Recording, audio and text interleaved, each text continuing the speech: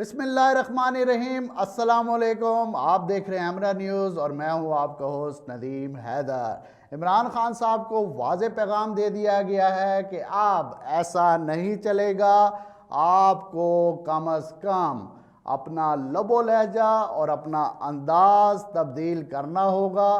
और ये भी सोच लीजिए कि ये पैगाम कौन दे सकता है। ये हाफिज़ डॉक्ट्राइन क्या है और इस वक्त वो ताकतें जो हमेशा से सियासतदानों को आपस में लड़वाती भी आई हैं और उनकी सुलह भी करवाती आई हैं, तो इस सूरत हाल में क्या वो खामोश रह सकती हैं या उन्हें अपना किरदार अदा करना पड़ेगा? इसका फ़ैसला आप ख़ुद कीजिए।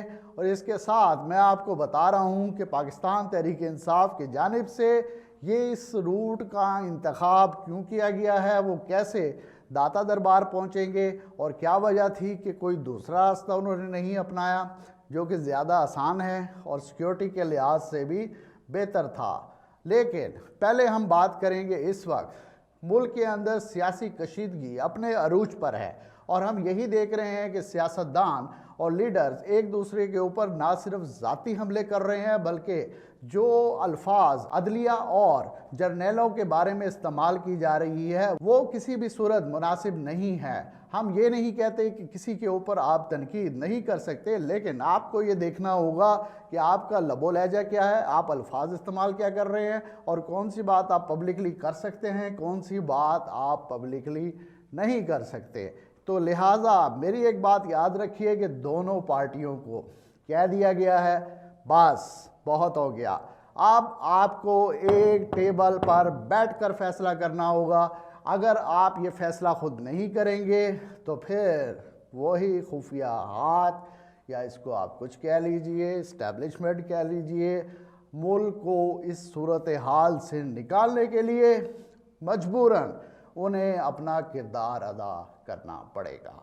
और दूसरा जो मैंने आपको कहा कि पाकिस्तान तहरीक इंसाफ जो रैली निकाल रही है उनका ये इलेक्शन का पहला ट्रेलर है। उन्होंने इस रूट का इंतखाब क्यों किया, जबकि इमरान खान ज़मान पार्क से अगर दाता साहब पहुंचना चाहते थे तो वो दूसरा रूट भी अपना कर बड़ी आसानी से वहां तक पहुंच सकते थे। लेकिन उन्होंने जो फ़ैसला किया है कि पाकिस्तान तहरीक इंसाफ की रैली पहले पहुंचेगी मुस्लिम टाउन मोड़ और मुस्लिम टाउन मोड़ से वो राइट साइड पर आगे जाएंगे इछरा की जानिब। अब ये जो रास्ता है इसमें आप इस चीज़ को का ख्याल रखिए कि अगर आप दिन के किसी भी वक्त वहाँ पर जाएं तो आपको बहुत ज़्यादा ट्रैफिक, लोग और वहाँ से आम इंसान का बाज़ औक़ात गुज़रना भी दुश्वार होता है। लिहाजा एक छोटी सी रैली भी वहाँ से अगर गुज़रेगी तो इस सूरत हाल में आपको ऐसा नज़र आएगा कि बहुत बड़ा मजमा वहाँ पर मौजूद है। मैं ये नहीं कह रहा कि पाकिस्तान तहरीक इंसाफ के कारकुन और इमरान खान साहब के चाहने वालों की कोई कमी है, लेकिन बात यहाँ पर ख़त्म नहीं होती, बात थोड़ी सी इससे आगे जाती है।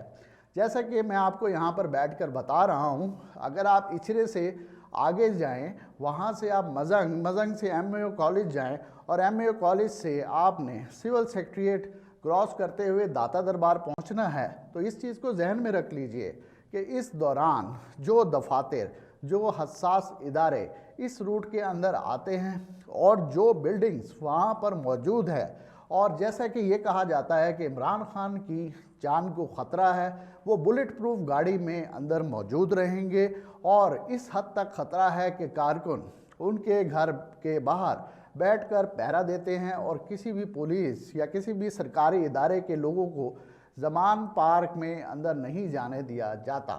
लेकिन हम ये दूसरी जानिब ये भी देख रहे हैं कि जिस रूट का इंतखाब PTI ने किया है वहाँ पर अगर इमरान खान साहब तो गाड़ी में बैठे हुए हैं, वो बुलेट प्रूफ भी है, लेकिन उनके इर्द गिर्द जो लोग मौजूद हैं, अगर खुदा न खास्ता किसी ने कोई शरारत की या तखरीब कारी का कोई वाक़या रूनुमा हुआ तो उसको कंट्रोल करना बहुत मुश्किल हो जाएगा।